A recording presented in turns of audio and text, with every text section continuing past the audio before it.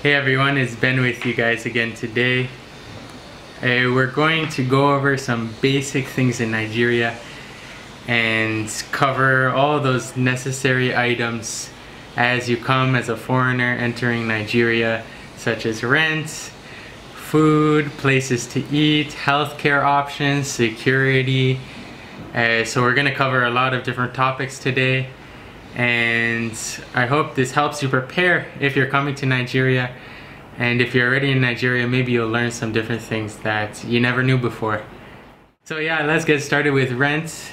There's a big range depending upon where you're living in Nigeria.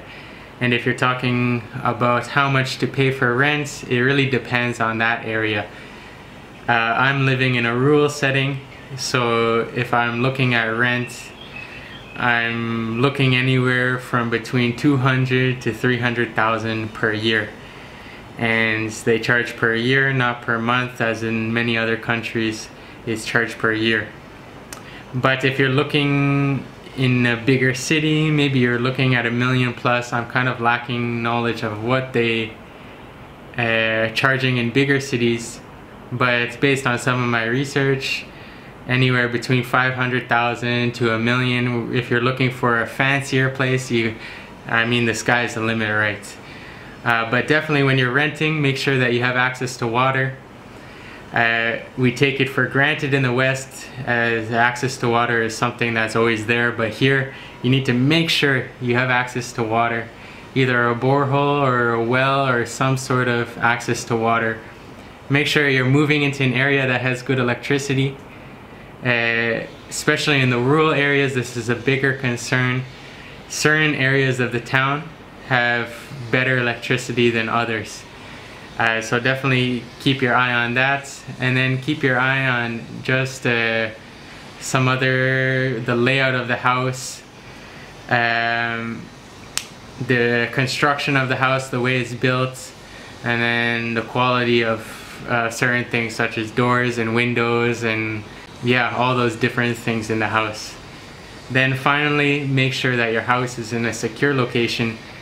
You'll kind of tell whether it's in a secure location just by looking at it, but if you need to, ask the person who's helping you get the house whether it's a good location. Ask some friends, do a little bit of research to find out what kind of location, what kind of environment or community you're moving into, and then make sure that you have a good location for you and then your children as well. Now let's go on to cost of food. Cost of food will have a big range depending upon the type of food you're eating. If you're eating Nigerian food, it's going to be cheaper. If you're eating international food, it's going to be more expensive. For myself, living in a rural setting, I spend about 30,000 a month on food, and it's just me and my wife. We're not having children yet, so we just have two of us to feed. And then we're eating a lot of Nigerian food, from yam to cassava, and then we limit the amount of meat we eat.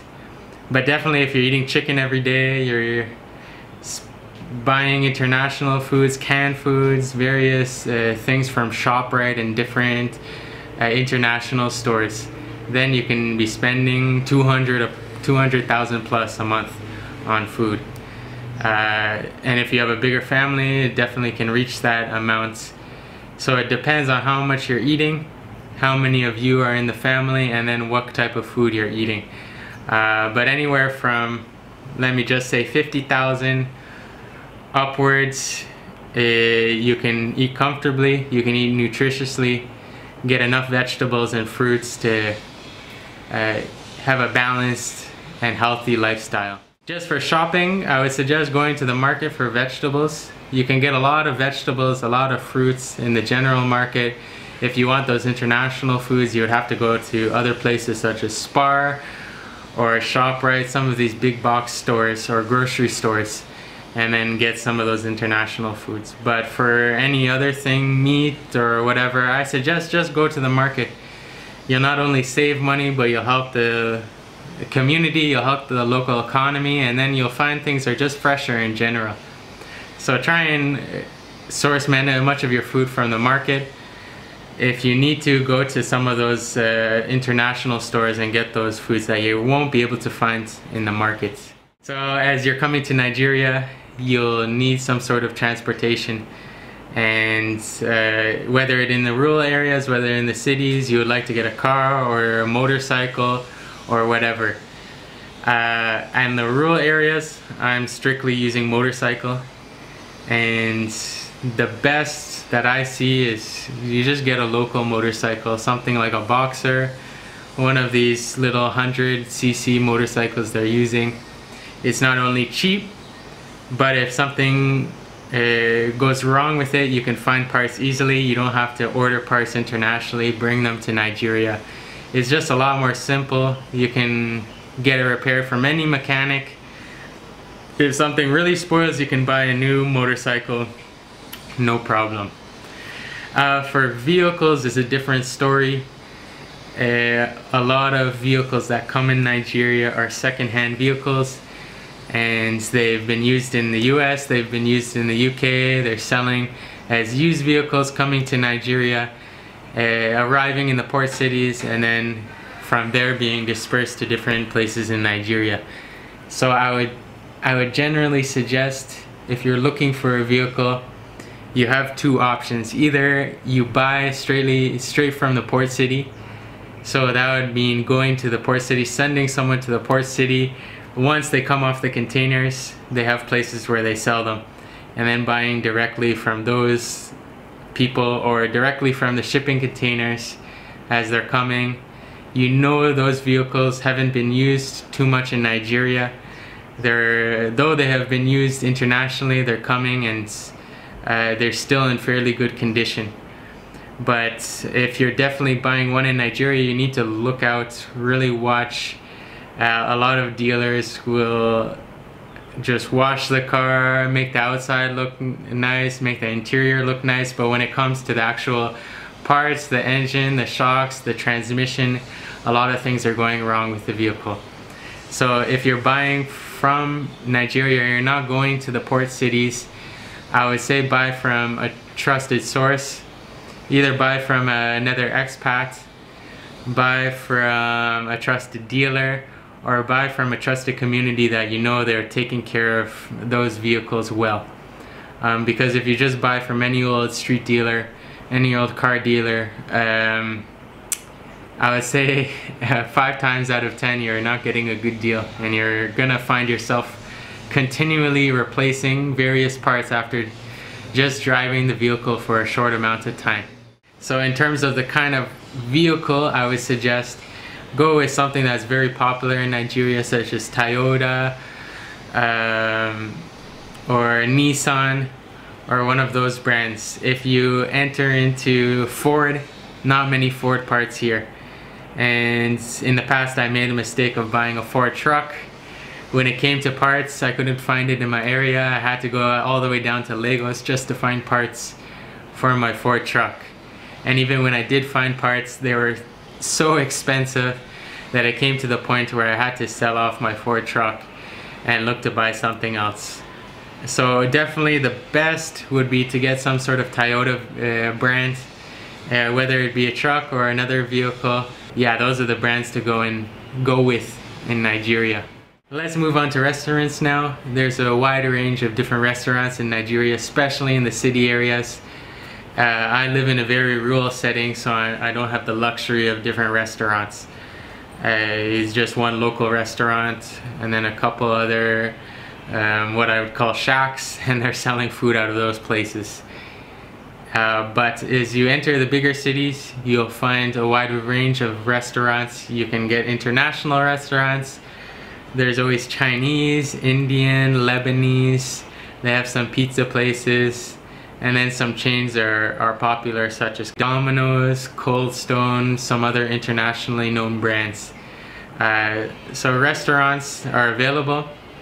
The price obviously ranges. If you're going to one of these shacks on the side of the road that are serving food, you can spend 500 naira per plate, and you'll get chicken, you'll get rice, maybe some sort of swallow, either tuwo or pounded yam or such.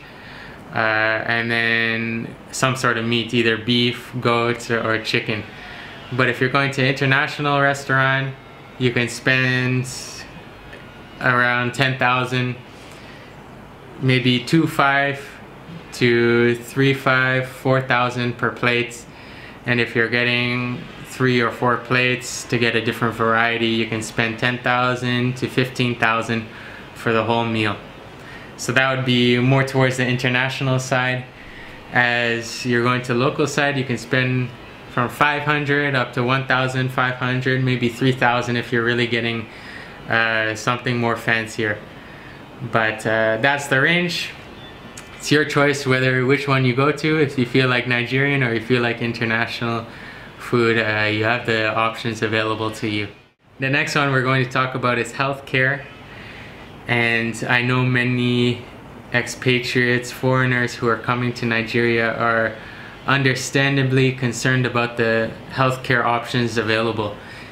And there are various healthcare options. You can always get an international healthcare plan that has something where if you get sick or injured, there is an evacuation plan within the plan that you purchase. So they will come, they will evacuate you, bring you to a different country, and give you the care that you need there.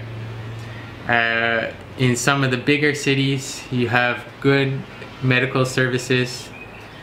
I know in Abuja there's some top quality hospitals. Jos, Lagos, you'll be able to find the hospitals that you need. In terms of daily checkups, doctor's appointments, I don't have any specific ones, but I would suggest that you reach out into some of those online communities. On Facebook, there's expats in Abuja, Lagos, there's expats in Lagos, so they have online communities that you can enter into, and then you just ask from there and people will give their different suggestions. So they're very useful.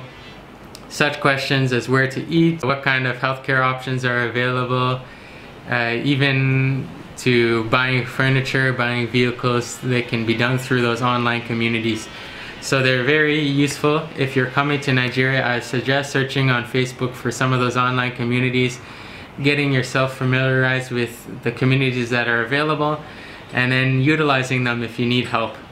They'll be able to give some good options in the various cities that you're living in and provide some insight into those areas for whatever you need. And then for security, there is always some issues around security in Nigeria. I live in a rural area. I'm doing NGO work, specifically in education, community development, and then in pastoral role among some different tribes here. So I take security lightly. I'm not too much concerned. I ride around on a motorcycle, go without a police escort. I'm pretty free in my movements. Now at the end of the day, it takes common sense, and you need common sense. If you notice something is not so right, then maybe don't go to that area today.